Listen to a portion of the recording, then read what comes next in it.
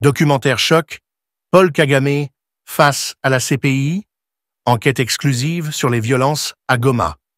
Le bureau du procureur de la Cour pénale internationale a lancé un appel à témoins face à l'urgence de la situation à Goma et dans la région du Nord Kivu. Et il a précisé que depuis plusieurs mois, il avait activé une enquête sur les crimes qui auraient été commis au Nord Kivu, dans cette région de l'Est de la République démocratique du Congo, depuis janvier 2022. Des milliers de victimes, des crimes de guerre et une justice qui se fait attendre. La CPI ouvre une enquête cruciale sur les atrocités commises en République démocratique du Congo. Parmi les personnalités visées, Paul Kagame pourrait-il être impliqué? Qui portera la responsabilité? Découvrez tous les éléments de cette enquête dans notre reportage exclusif.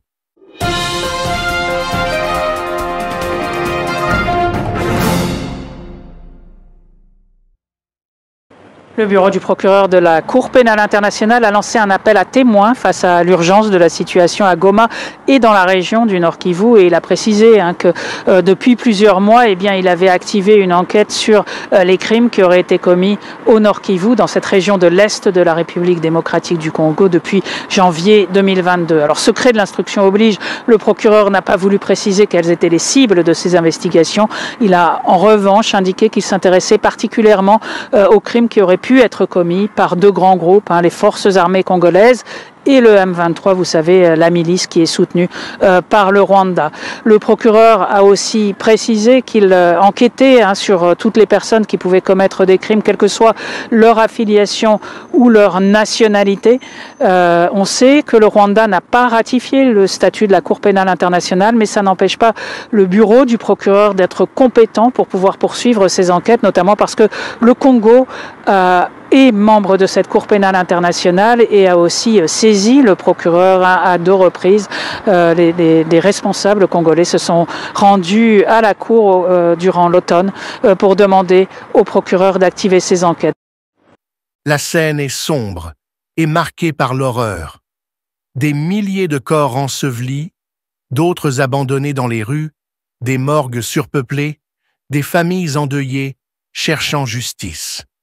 Depuis janvier 2022, le Nord Kivu, région de l'Est de la République démocratique du Congo, RDC, est le théâtre d'un conflit d'une violence inouïe.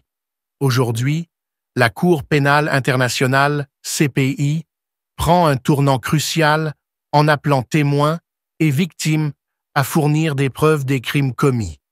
L'heure de la justice pourrait enfin sonner pour cette région meurtrie par les affrontements entre l'armée congolaise et le M23. La CPI a annoncé une enquête approfondie, se concentrant sur les crimes de guerre et les crimes contre l'humanité perpétrés dans la région. Les preuves rassemblées pourraient déterminer les responsables de cette escalade de la violence qui a plongé le Nord Kivu dans le chaos.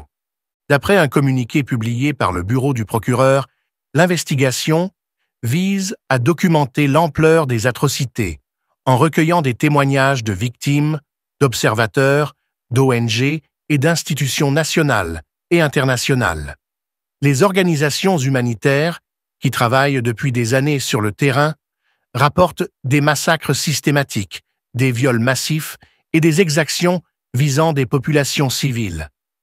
Selon des agences de l'ONU, le bilan est accablant.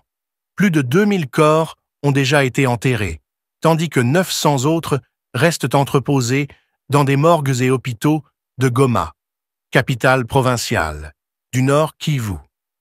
De nombreuses dépouilles reposent encore à même le sol dans certaines zones où les combats continuent de faire rage. Le M23, un groupe armé accusé de violations graves des droits humains, est au cœur des inquiétudes internationales. Le drame humain est indicible. Les survivants racontent des scènes de destruction massive, des exécutions extrajudiciaires, des villages entiers pillés et incendiés. L'insécurité grandissante pousse des milliers de familles à fuir vers des camps de déplacés où les conditions de vie sont déplorables. La situation actuelle réactive un débat international sur l'implication présumée du Rwanda et de son président, Paul Kagame, dans la crise du Nord Kivu. De nombreux rapports accusent Kigali de soutenir le M23 en lui fournissant armes et renforts logistiques. Ces accusations, rejetées par le gouvernement rwandais, pourraient trouver un écho résonnant dans l'enquête de la CPI. Des témoignages recueillis sur place mettent en évidence une stratégie militaire complexe visant à déstabiliser la RDC au profit du Rwanda. Si les preuves de l'implication de Kigali sont avérées, cela pourrait avoir des répercussions diplomatiques majeures et pousser la communauté internationale à reconsidérer ses relations avec le Rwanda. La CPI insiste sur l'urgence de recueillir des témoignages et des preuves. Son procureur en chef a réaffirmé l'engagement de la Cour à faire la lumière sur ces crimes, quels qu'en soient les auteurs. La collaboration des victimes, de la société civile et des institutions internationales est essentielle pour avancer vers des poursuites judiciaires concrètes.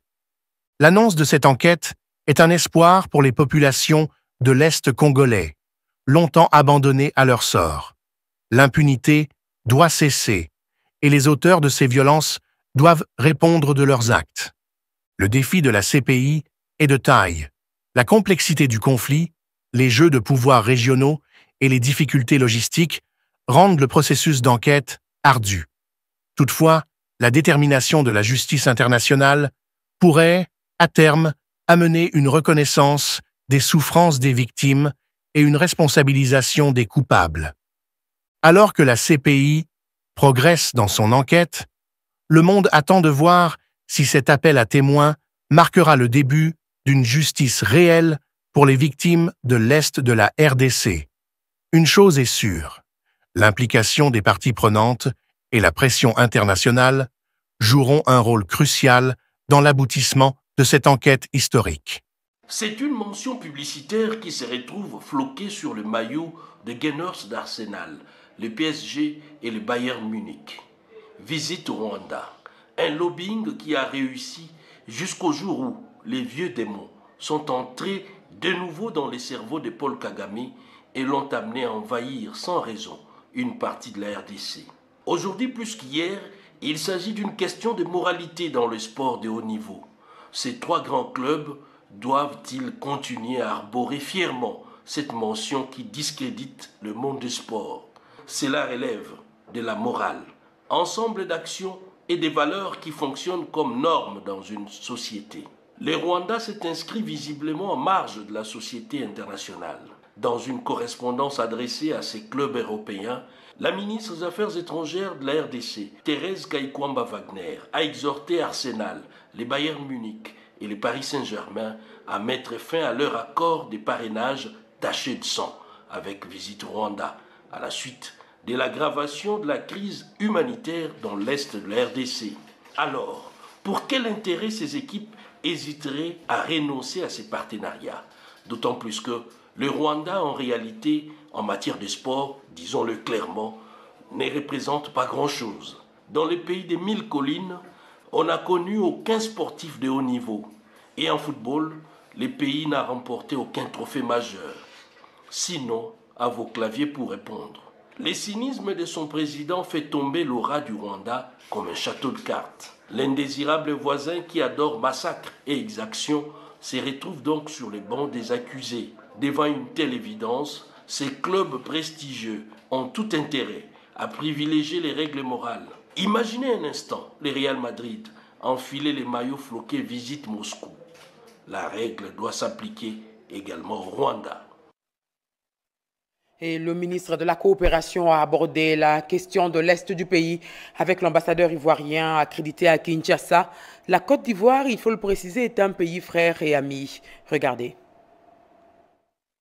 Les deux personnalités ont exprimé lors de cette rencontre leur volonté de relancer ce mécanisme essentiel pour structurer et approfondir la coopération entre les deux États. François-Xavier Zabavi a rappelé l'historique de cette commission avant de procéder à la remise de 6 projets validés non signés lors de la 3e session en 2023 pour leur activation. Il s'agit des projets d'accords de coopération culturelle, de recherche scientifique et innovation, de l'artisanat, de l'accord cadre de coopération et de l'enseignement supérieur et universitaire. La ministre déléguée Bestine Cazadia a remercié l'ambassadeur ivoirien pour son message de solidarité envers la RDC et pour sa compassion face à la situation dramatique à l'est du pays. Sous l'impulsion du président Félix Antoine Tshisekedi, a-t-elle affirmé, le gouvernement reste fermement engagé à restaurer la paix et à protéger les populations congolaises. Bestine Cazadia a réaffirmé la nécessité d'établir un cadre de coopération solide et structuré pour renforcer et intensifier les relations entre la RDC